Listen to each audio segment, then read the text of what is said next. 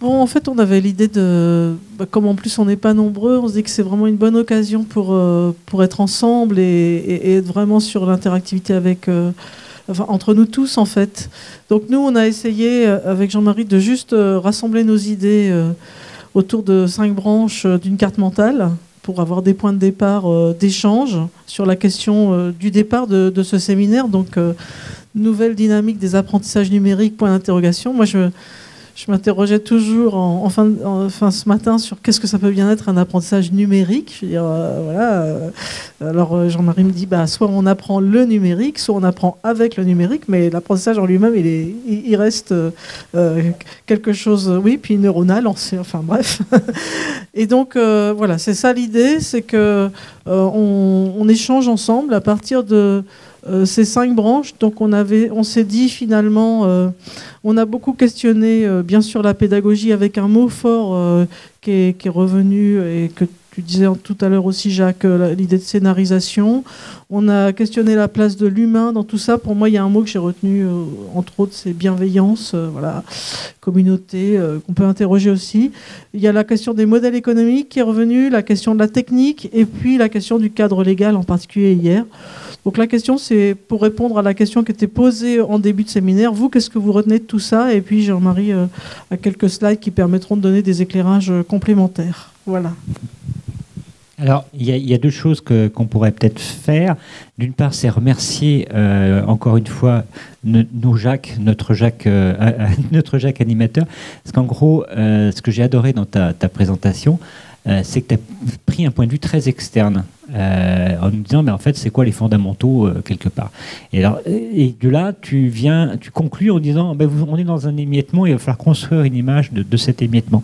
Et un peu l'objectif qu'on avait, nous, c'était de dire, on va partir, au contraire, on va avoir une vue impressionniste. C'est pour ça que je demandais à Thierry s'il y avait bien eu un MOOC sur l'impressionnisme quelque part, et il m'a dit oui. Donc par petites tâches, en fait, on a vu plein de choses, on a vu plein de petits points, et on n'a pas pris ce recul qu'a pris Jacques. Et on s'est dit, on va travailler sur cette t'as utilisé quoi, des mosaïques, voilà, on avait une point de vue mosaïque. Alors mosaïque en numérique, ça s'appelle mindmap. Donc on vous propose de commencer à construire une mosaïque ensemble, et donc merci pour l'introduction. Et effectivement, ma conclusion quelque part dans ce que j'ai préparé comme slide, que je n'utiliserai pas, mais que je m'étais préparé avant de venir pour me dire où je vais, c'était qui est l'apprenant. Alors moi je suis informaticien, et c'est aussi ça qu'on va peut-être faire, c'est qu'on va se présenter. Je suis informaticien, donc quelles sont les données de l'apprenant? Qu'est-ce que c'est comme données sur l'apprenant? Et je vais vous justifier ça par rapport à la remarque de Claude. Et le deuxième truc, c'est alors c'était quoi ton deuxième question? Qui est l'apprenant? Qui est l'arbitre? Et moi j'ai envie de dire, l'arbitre, ça devrait être l'apprenant. Et c'est un mode. Et là, je dis ça en disant, mais en fait, on a et tu l'as dit très bien, on a des problèmes de l'impact du numérique sur l'organisation, et donc quelque part sur la responsabilité de chacun. Et moi, mon boulot, c'est, tu nous mets les slides, tu nous fais un passage slide, parce que je pense que ce serait bien de se présenter. Moi, je suis invité là. En gros, je suis un local de l'étape, donc j'ai été très pour la Bretagne depuis quelques jours en discutant. J'ai pas plus de légitimité qu'un certain nombre d'entre nous, mais bon, voilà, on nous a dit vous prenez ce rôle-là. Alors moi, j'aime bien prendre les rôles, et je pense que dans le numérique, ce qui est important, c'est de vivre les trucs. Donc j'aime bien aller jouer, essayer, et j'ai un petit peu une tendance à dire voilà pourquoi je joue ça et pourquoi je truc. Donc le numérique, vivons-le ensemble. Hein, je vais pas citer, on laisse la parole. Non, tu me laisses le truc. Et effectivement, je suis enseignant-chercheur en informatique au LabSTIC, c'est-à-dire le même labo que nos amis de Renan Quérec et compagnie du cerveau. Et puis je suis présent sur le net via des blogs et des choses comme ça. Et je passe la main à Mathilde parce que nous sommes des grands témoins. Tu peux passer la slide suivante, ça représente parfaitement Mathilde. Ah la vache. Alors Mathilde, qu'est-ce qu'on s'éclate dans cette pub. Moi, je viens d'un autre univers par rapport à ce que disait Jacques tout à l'heure. Je viens en fait de Segos, que tout le monde, que souvent, je pense, on connaît au moins de nom, qui est un gros prestataire privé de formation. qui est surtout connu en France pour son activité inter-entreprise. Et donc, je suis à la fois acteur et témoin d'un grand changement, puisque cet organisme, finalement, a été largement structuré par la loi de 1971 sur la formation, qui faisait un petit peu du stage le modèle de référence de ce qui s'appelait formation en France. Et puis, il perd aujourd'hui le cadre légal qui était extrêmement protecteur pour lui, dont il a bien vécu sur le marché français. Si on voit la façon dont Sego ça existe dans d'autres pays, on voit qu'il existe, mais pas du tout de la même manière qu'en France. C'était un marché vraiment tout à fait particulier. Et puis en plus, il y a l'arrivée du numérique. Alors, boum, boum, vous voyez, c'est un petit peu le tremblement de terre, et c'est assez passionnant d'être, tout en étant assez vertigineux aussi, mais d'être à la fois acteur et témoin de cette période. Voilà, je ne sais pas si c'est pour ça que Jacques m'a fait l'honneur de me bombarder grand témoin aujourd'hui, mais voilà, je suis à la fois acteur et témoin de cette transformation. Jacques a envie de participer. Oui, parce que c'est ce que vient de dire Mathilde me cristallise un certain nombre de choses que je pensais en écoutant Jacques tout à l'heure. Il m'a irrité tout à l'heure. Oh. Et je l'aime bien, et j'apprécie ce qu'il dit, mais je sentais une irritation sans bien comprendre à quoi elle était due. Et ce que tu viens de dire, Mathilde, m'éclaire. Ce qu'il a dit et les problèmes qu'il a posés sont marqués par son expérience universitaire. Et moi, je suis marqué, comme Mathilde, par une expérience longue dans la formation, mais dans le privé. Et donc, on n'a pas les mêmes questions. Par exemple, pour nous, la question, c'est pas qui est l'apprenant, c'est qui est le client. C'est déjà assez compliqué. Entre l'apprenant, qui peut être le client, l'entreprise, qui peut être le client, l'OPCA ou autre intermédiaire financier qui peut aussi être le client, et on joue entre tout ça. Bon, c'est un... Je veux dire, les confettis, elle a dit, ils vendent de l'inter-entreprise. C'est typiquement du confetti qu'on vend depuis la loi de 71. Et d'ailleurs, maintenant, les organismes vont moins bien parce qu'ils arrivent moins à en vendre. Peut-être que la nouvelle loi va amener à relier les confettis. Hein, c'est les blogs qu'on met dans des parcours qualifiants.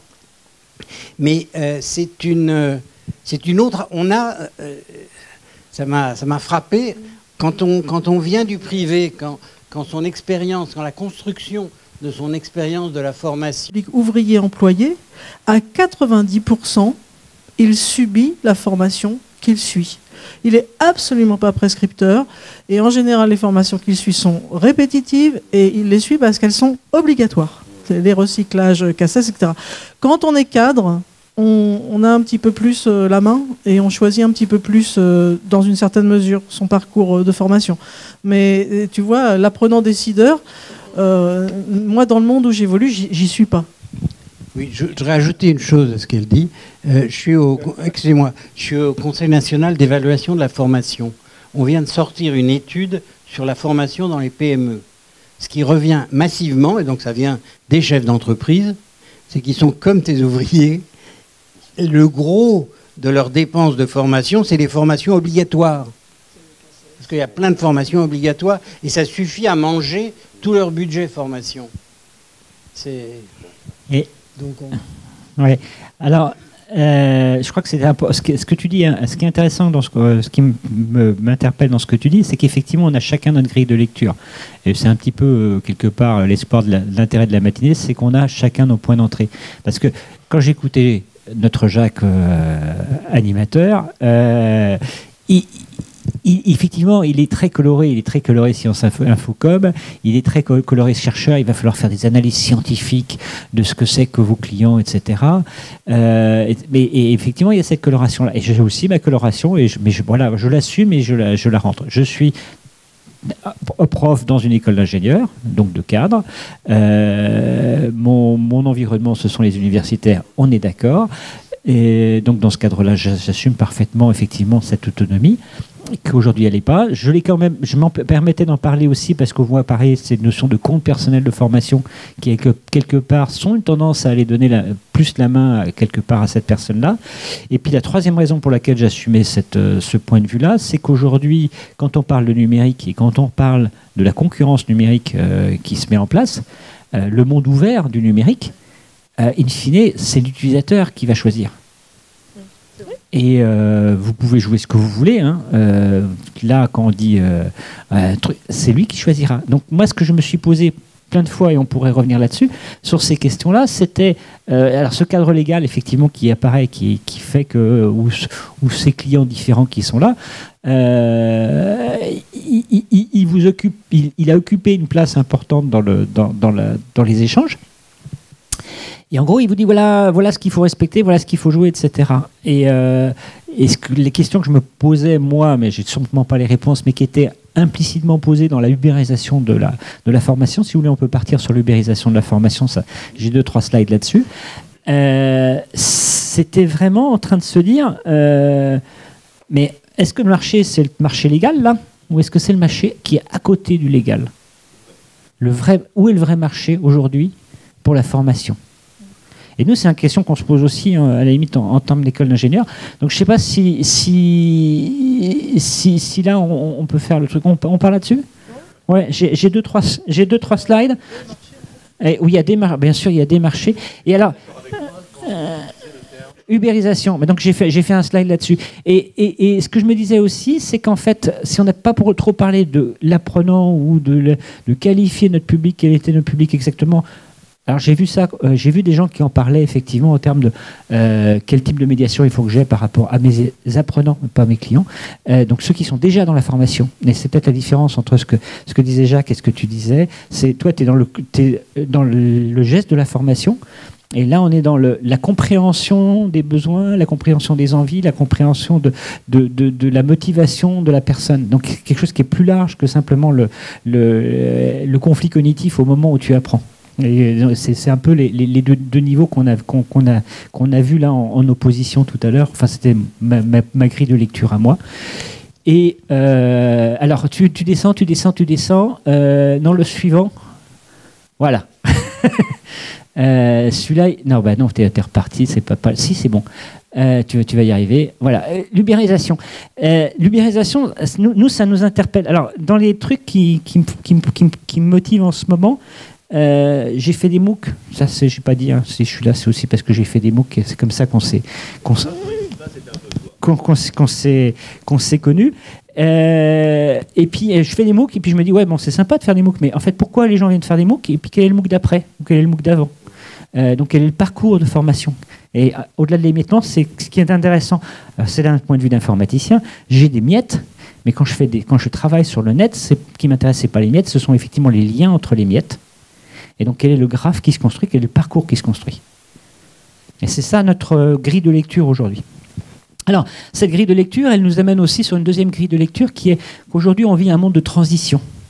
Et on a eu beaucoup sur les discussions ici des questions sur « Ah ouais, mais dans le numérique, comment je me comporte ?» Comment on a eu la discussion là, donc par rapport à notre amie du GRDF, mais ce qu'elle fait, c'est de la com, mais elle est entre la com et le déclenchement de formation. Le déclenchement d'échange, le déclenchement d'apprentissage social. Il y a la question, ouais, mais ça, c'est pas vraiment de l'apprentissage, mais est-ce que c'est bien grave? Parce qu'en fait, on a aussi un discours sur, il y a 20% d'apprentissage formel, ou 10% suivant les gens, il y a 20% d'apprentissage semi-formel, et puis il y a 80% d'apprentissage informel, parce que c'est l'expérience, parce que c'est le croisement, c'est la discussion, etc. Ok, donc il y a ces notions-là, et donc en fait, derrière ça, il y a des invariants dans ce que j'écoutais sur Jacques, et puis il y a des variances qui sont qu'on vit une transition numérique, on la vit, hein, je reviens sur, il faut vivre la transition, il ne faut pas la regarder, il faut la vivre. Alors à la fois il faut la vivre, et à la fois quand on est dans une pédagogie active, on vit quelque chose, on fait l'expérience, et après on réfléchit en se disant tiens, qu'est-ce qu'on a vécu, et qu'est-ce que j'ai appris. D'accord ? Et en fait, la question sur le learning by doing, elle est toujours là. C'est je fais, et après, qu'est-ce que j'ai appris ? Bien.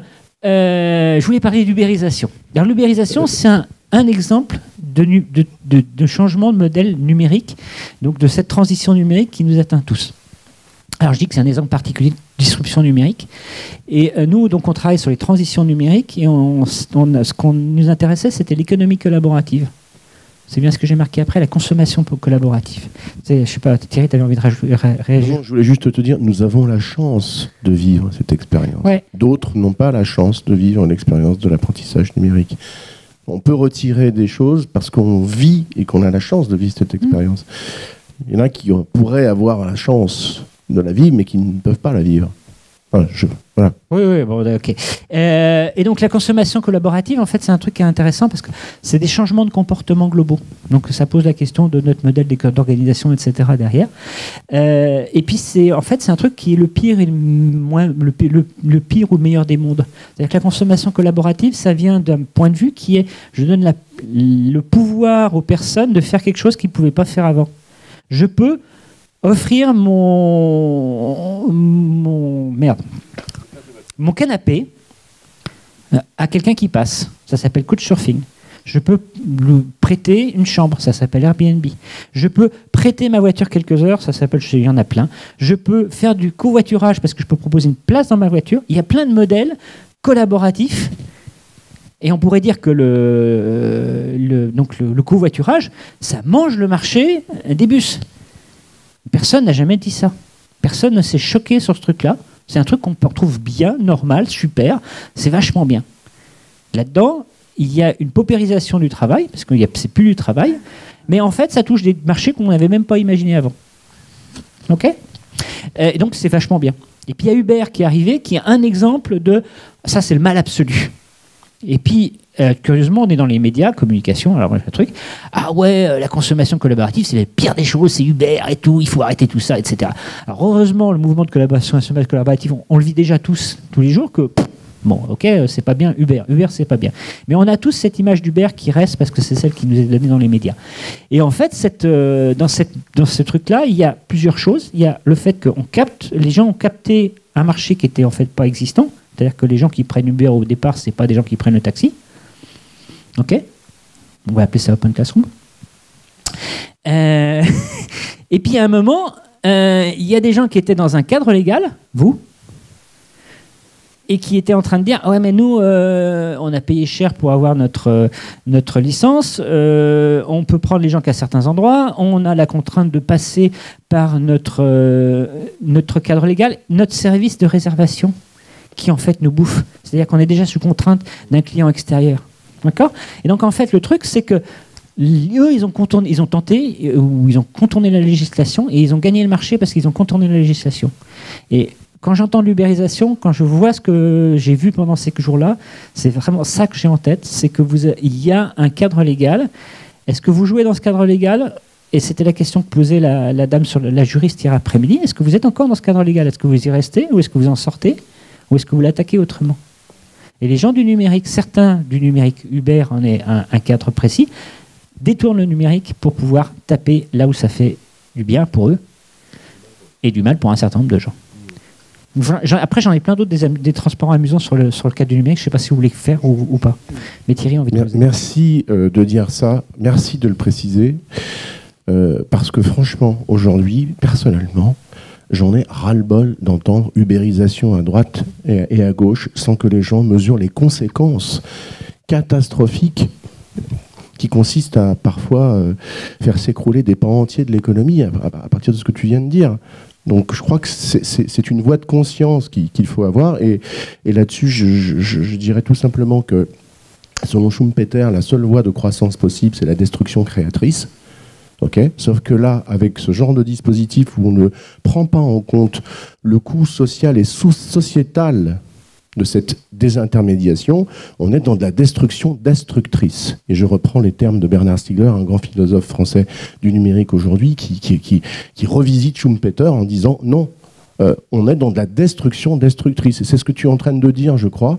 Et c'est fondamental de l'avoir en tête parce qu'on ne peut plus, dans cette mondialisation, ne pas tenir compte, dans la génération de nouveaux business grâce au numérique, du coût sociétal de ce qu'on fait. Il y a une éthique à développer dans les affaires. Et Jacques parlait d'arbitre tout à l'heure. Où est l'arbitre dans l'ubérisation ? C'est l'État qui a quitté le terrain. L'arbitre n'est plus sur le terrain. Non, c'est pas. Enfin, le truc. Comme régulateur Le truc, de l'économie. Le truc, c'est qu'il regarde le terrain, mais il regarde le terrain, il regarde pas la route qui est à côté. C'est ça son problème. Jacques a envie de réagir, donc je vais lui donner un micro. Je voulais juste rajouter un petit mot sur ce chapitre-là d'ubérisation. Il y a un bouquin de Nicolas Collin qui est très intéressant, qui parle du combat de l'Empire contre les barbares. Il est évident que les barbares sont ceux qui, précisément, utilisent le détournement. C'est ce que tu t'as marqué là. J'ai pas la notion de barbare, mais vas-y. Le détournement des voies légales pour s'installer sur un marché et le vampiriser. Donc avec tous les inconvénients que ça comporte, parce que effectivement Uber par exemple ne concourt pas au système de protection sociale, mais en même temps il dit aussi attention, l'empire aussi est une forme d'organisation sociale qui est morte, qui est déjà en voie de fossilisation. Donc, quand on dit qu'il y a l'Empire contre les barbares, ça n'est pas prendre parti ni pour les barbares, ni pour l'Empire. C'est de dire que nous sommes dans ce moment de transition de la lutte de l'Empire contre les barbares et que probablement la société de demain aura des côtés barbares qui seront justement du côté de l'innovation, de l'invention et de la mouvance sociale et aussi du côté empire, c'est-à-dire du côté de l'organisation, de la réglementation et de la loi. Mais le monde d'aujourd'hui est fait d'un peu de ces deux réalités-là. Alors, je vais réagir sur Nicolas Collin après, mais je laisse la parole à Mathilde.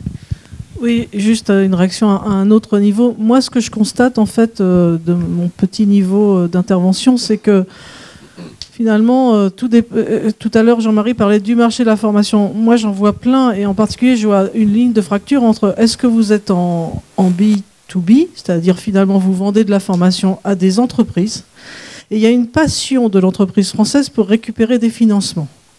Alors là, on peut avoir tous les messages libéraux qu'on veut, mais il y a une passion, c'est de dire là, il y a du fric à prendre, j'y vais, je me mets dans tous les clous, je fais passer mon prestat par tous les trous de souris possibles pour récupérer des sous. Et du coup, ça, en B2C, vous restez dans le cadre... en B2B, pardon, vous restez dans le cadre légal parce qu'il y a ce financement à la clé. Et puis, quand vous êtes en B2C, c'est-à-dire on s'adresse aux consommateurs, et ben là, on peut interpeller la multitude, comme dit l'auteur dont on va s'inspirer sans doute pour parler de la digitalisation et de l'économie et tout ça. Donc, c'est des réalités très, très différentes. Et moi, ce que j'ai vu hier dans l'intervention d'Open Classroom, c'est en fait, je pars d'une démarche où j'étais en B2C, c'est-à-dire je m'adressais à la multitude qui m'achète des trucs pas chers avec son revenu, mais en fait je vois que là il y a une loi qui permet le financement de certifications qualifiantes et pouf, je m'arrange pour que ça passe au RNCP en me disant peut-être qu'un jour ça sera financé. Donc on voit comment finalement le modèle légal il est puissamment attractif parce que c'est celui qui est financé. Voilà, je ne sais pas si ça apporte beaucoup, mais en tout cas moi c'est ce que je constate aujourd'hui sur les comportements des acteurs. Alors, sur les acteurs, ce qui est intéressant, c'est que le monde du numérique, c'est aussi des mondes au départ de start-up. Et donc, ce qu'il y a sur les mondes des start-up, c'est qu'il y a une agilité qui est, pendant un certain temps, pas très inquiétante. Et puis, à un moment où ils calent leur truc. Et là, ils ont une efficacité qui est monstrueuse. Et elle est doublement monstrueuse. Elle est très, très importante. Elle est très importante parce qu'ils arrivent à trouver le truc. Ils sont nombreux, et puis il y en a un qui trouve. Mais c'est pas grave, il y en a plein qui perdent, mais ça on le dit pas sur les innovations, sur les startups. Et du coup, ils arrivent à faire des trucs. Et Open Classroom n'est pas une startup parce qu'ils ont, comme ils disent, ils ont 16 ans d'âge, mais ils sont dans un mode startup. C'est-à-dire que tous les 15 jours, ils arrivent en disant ah, on a un truc qui va tout révolutionner. Et c'est marrant parce que moi, on essaie de bosser avec eux en recherche. Alors, on a trouvé un sujet de recherche justement sur l'analyse des données. Parce que c'est ça qui est important, et on n'en a pas parlé ici, c'est comment on analyse les données. Les gens du numérique, ils analysent les données. Et là, ça va faire des choses assez curieuses, mais pour ça, il faut être assez gros, il faut être Open Classroom. Donc on a des travaux de recherche qui sont ouverts, qui sont consultables pour tout le monde. Donc la bonne nouvelle, c'est que vous pourrez en profiter. Et donc ces startups, elles sont super efficaces et elles sont super agiles. Alors, on parlait de Nicolas Collin, alors ça tombe bien parce que j'avais envie d'en parler. Donc Nicolas Collin, c'est un monsieur qui a commencé par faire une école d'ingénieur, pas de saut métier, bon, une bonne école d'ingénieur. Et après, il a fait Sciences Po. Et puis après, il a fait inspecteur des affaires, des finances. Et puis après, il a créé des boîtes. Donc il est un peu touche à tout. Pas très vu, il a 35-40 ans, je sais plus, enfin, il est assez jeune. Et il a une qualité d'écriture qui est absolument merveilleuse. Et qui, je vous recommande d'aller regarder Nicolas Colin. Donc ça, c'est le deuxième, mais c'est un autre message. Prenez du recul, essayez d'avoir des cris de lecture de recul. Il en existe. Nicolas Colin, La Figue, on a parlé de Stigler. Enfin, on commence à avoir une littérature là-dessus qui est accessible. Donc Nicolas Colin, il a dit plein de choses. Il a dit donc qu'il y a des barbares. Mais la notion de barbare, c'est pas pour dire il y a des gentils, des méchants. Effectivement, c'est pour dire il y a un changement de paradigme qui est en train de se mettre en place. Il a le truc le plus simple, facile pour commencer à lire du Nicolas Colin, c'est sur son blog, ça s'appelle Les 5 étapes du déni.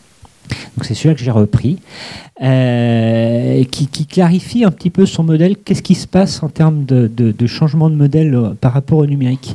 Il dit il y a une première étape, il y a des petites startups qui arrivent et qui font des trucs. Puis on se dit c'est pas grave, ça ne nous concerne pas. Première étape du déni, le numérique ne nous concerne pas. Vous avez passé cette étape-là, puisqu'on est en FOID. Il y a une deuxième étape qui est éveil de la multitude.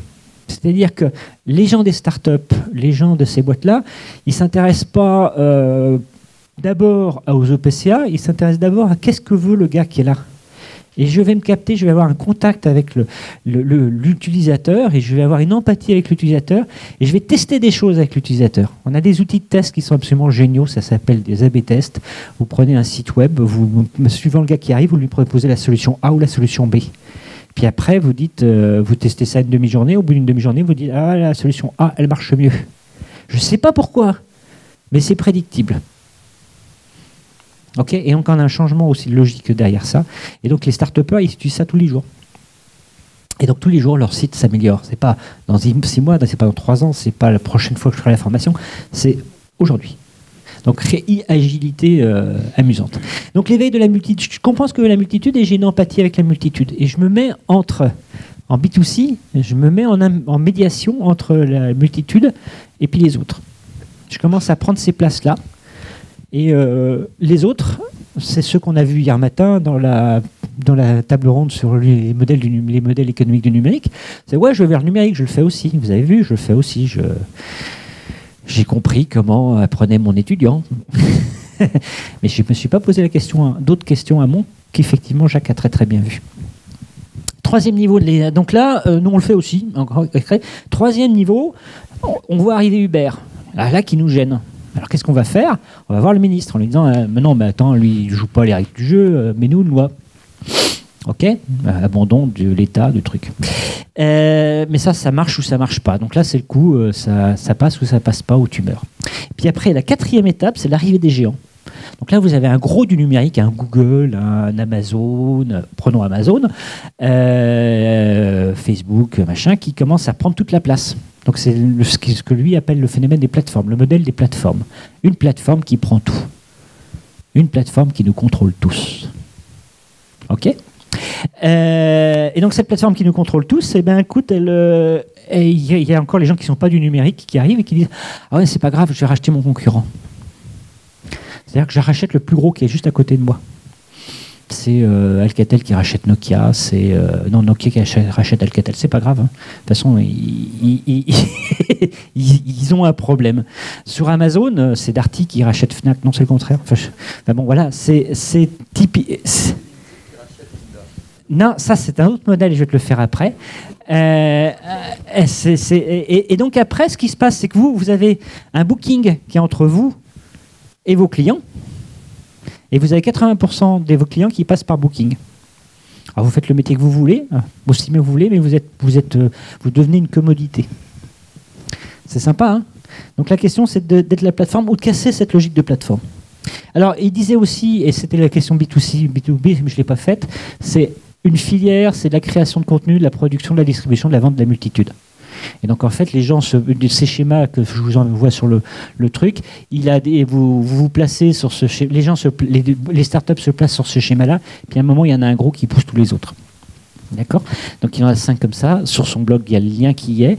Il y a un livre qui s'appelle L'âge de la multitude sur les questions des plateformes et on trouve les barbares.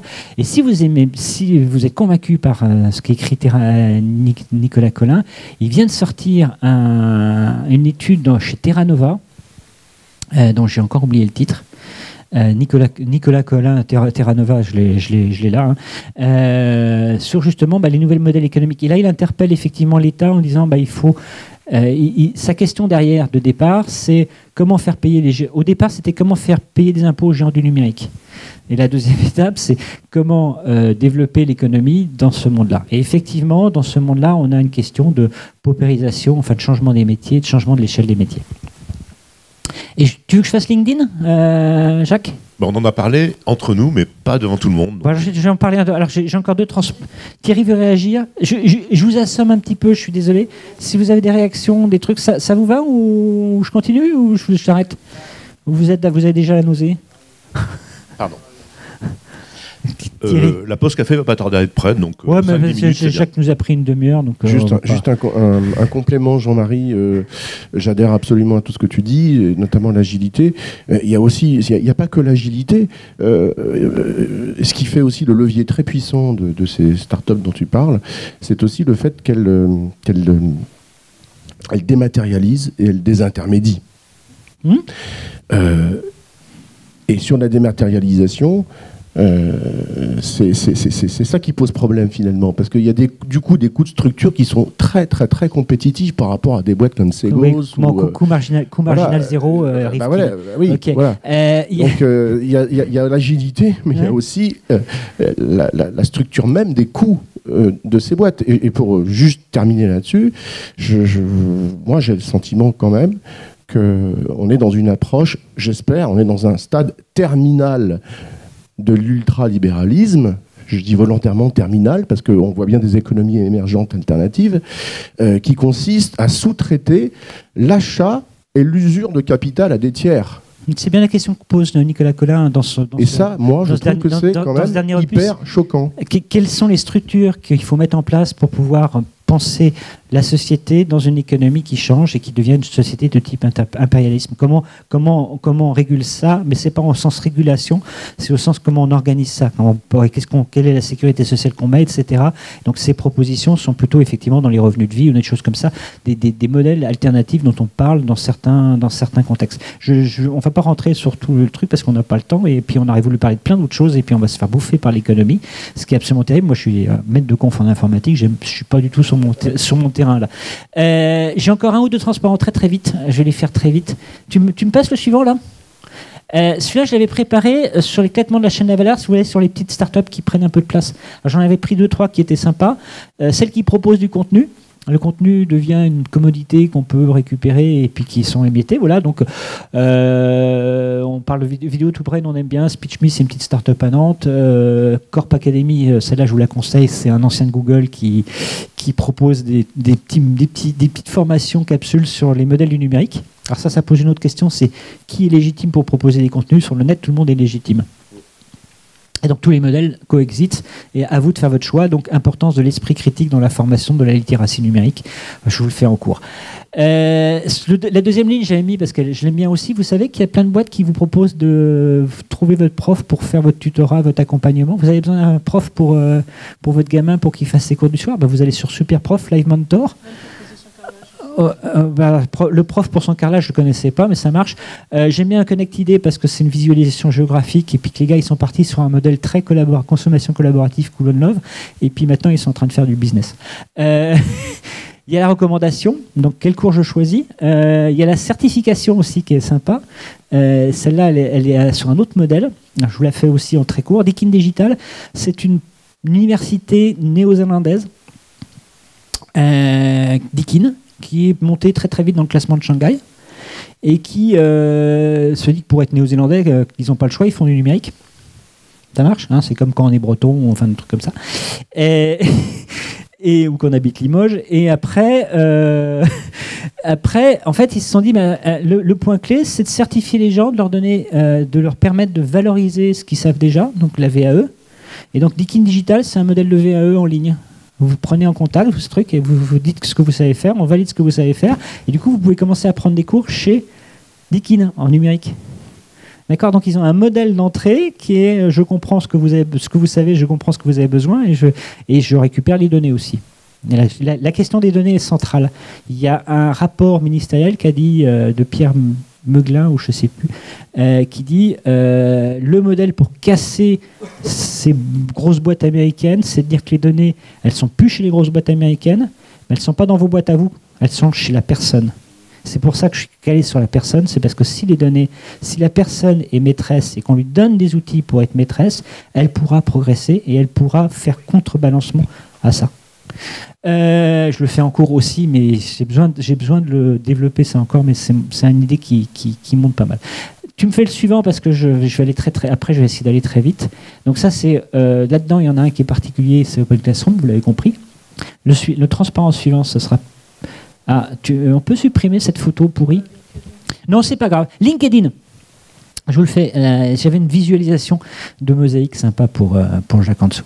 LinkedIn, c'est une boîte qui est un peu particulière. Et il y a eu plein d'articles depuis le mois de mai. Alors, j'en ai fait un, le lien est en dessous, mais c'est pas grave. Sur LinkedIn, qui c'est ces gens-là? C'est des gens qui font des CV. Bon. Mais CV, c'est quoi? C'est ce que vous savez faire. Et eux, ils ont les données de tous les CV du monde.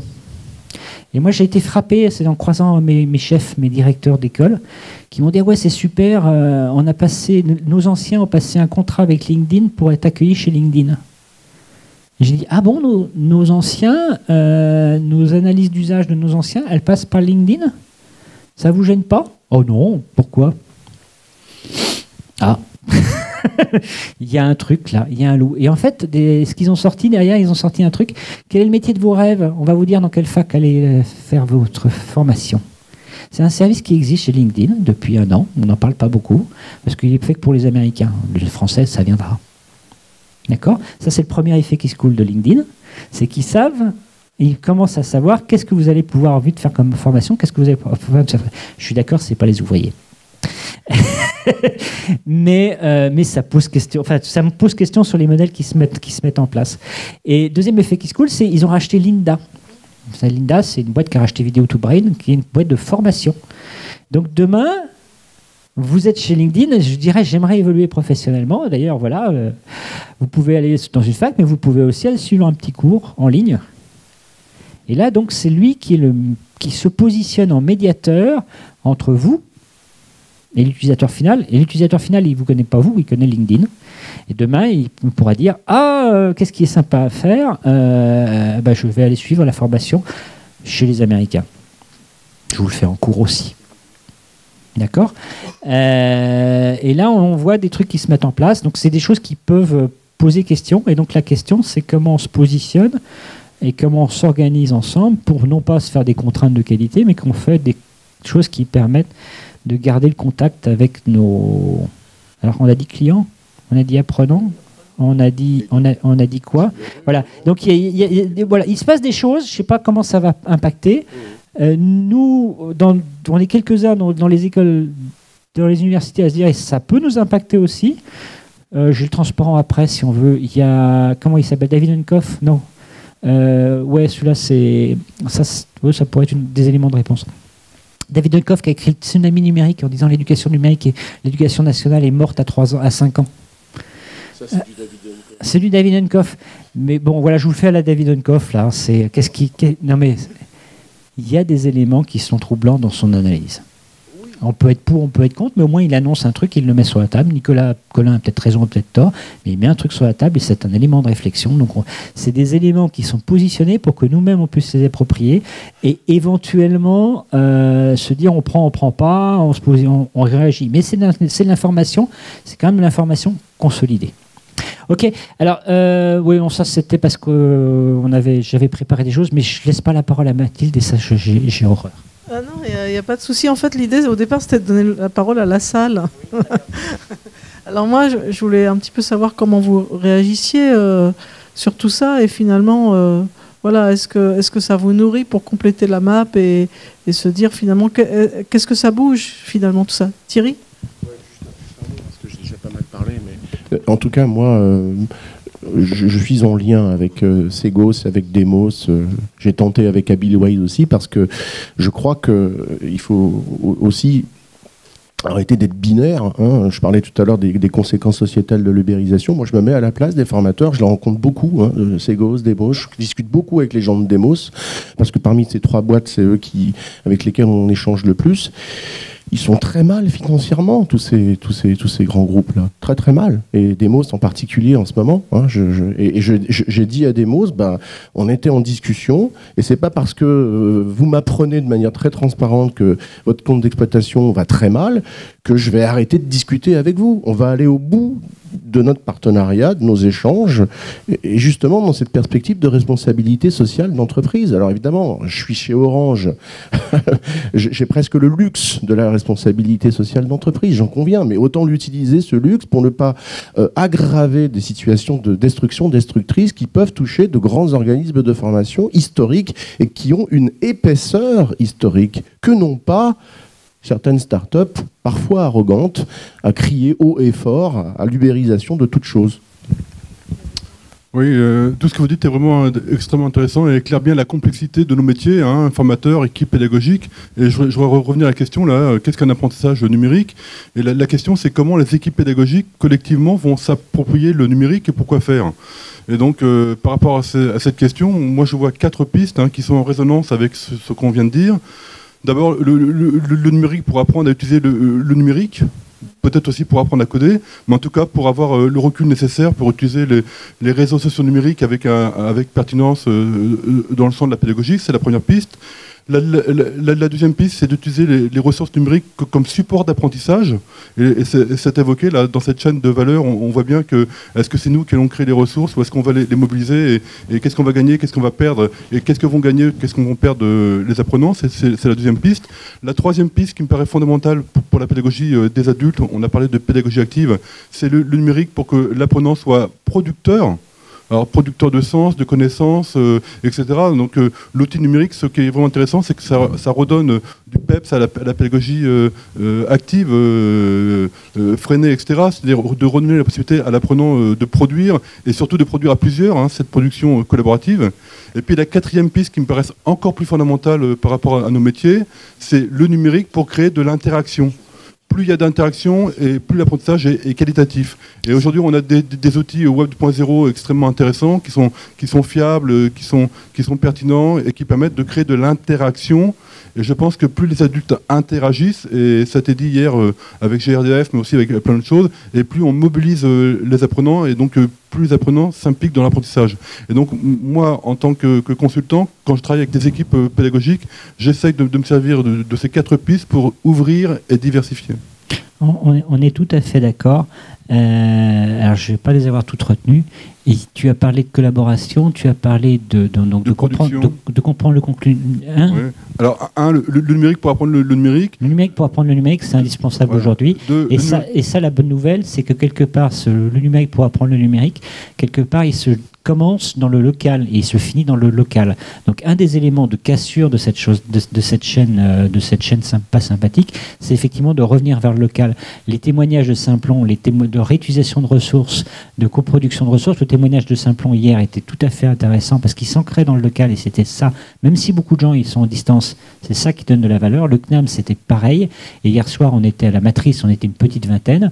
Et à la Matrice, les gars, ils te disaient, ah ouais, c'est super, il y a des MOOC et donc on peut apprendre ensemble. Donc le lien local, le lien humain est un élément indispensable de maintien de l'activité et de justification de l'activité. Et si tu n'as pas ce retour sur le local est un élément important, même si on est dans le numérique, etc. On peut créer des tiers-lieux d'accueil, on peut s'appuyer sur les tiers-lieux, on n'est pas obligé d'avoir ses propres lieux pour pouvoir travailler. Donc ça, c'était l'attaque sur le numérique. Le deuxième, comme support d'apprentissage. Comme support d'apprentissage, accès aux ressources. Donc l'exemple de Simplon, ils sont dans le juste. On peut réutiliser plein de choses. On est dans un monde d'abondance, ça fait partie des qualités du numérique, on travaille dessus. Troisième niveau, je produis. Oui. Et là, je produis, donc je donne de la force aux gens, je leur donne le moyen d'expression et je leur donne la capacité. La question, c'est comment j'amplifie ce mouvement d'économie collaborative qui est de donner le pouvoir aux gens et dans quelle mesure, du fait que ces gens puissent faire des choses, ils puissent les partager et ils puissent prendre quelque part que ce soit la multitude qui prenne le pouvoir et que tu sois avec la multitude et pas contre la multitude. Et le quatrième, c'était le numérique pour interagir, mais tout ça est en résonance, donc tu illustres. Et le numérique amplifie.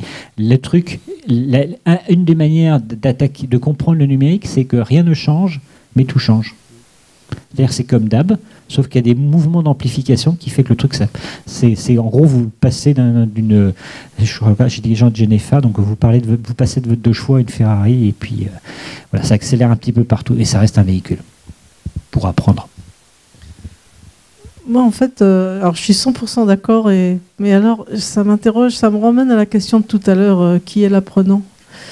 Ce que je constate dans les enquêtes Segos qui sont menées, c'est que quand l'apprenant se vit comme un salarié, en particulier en France, il se vit dans un rapport où en fait il est de moins en moins prêt, en tout cas c'est ce qui ressort de nos enquêtes assez nettement depuis 2009, il est de moins en moins prêt à investir en dehors du temps de travail et à investir financièrement pour se former. Et c'est une constante, hein. On voit très bien la pente qui baisse, surtout depuis 2011. Quand il se vit comme salarié. En gros, avec le réflexe de dire ils me doivent bien ça, vu la charge mentale et la pression que j'ai au boulot, ils me doivent bien ça. Merde, je ne vais pas me reconnecter en dehors de mon temps de travail pour quoi. Hein, je vous la fais courte, mais pour des apprentissages liés à ce qui m'est demandé par mon travail. Et c'est assez net. Et par contre, quand l'apprenant se vit comme un apprenant, comme une personne qui va choisir son sujet et faire ce qui l'intéresse, choisir le MOOC qui le branche vraiment, apprendre à faire une vidéo, à la mettre en ligne, apprendre l'impressionnisme, voilà. Ah bah alors là, il est prêt à y passer ses soirées, voyez. Et du coup, la même personne peut être deux apprenants différents avec deux profils d'appétence et tu vois.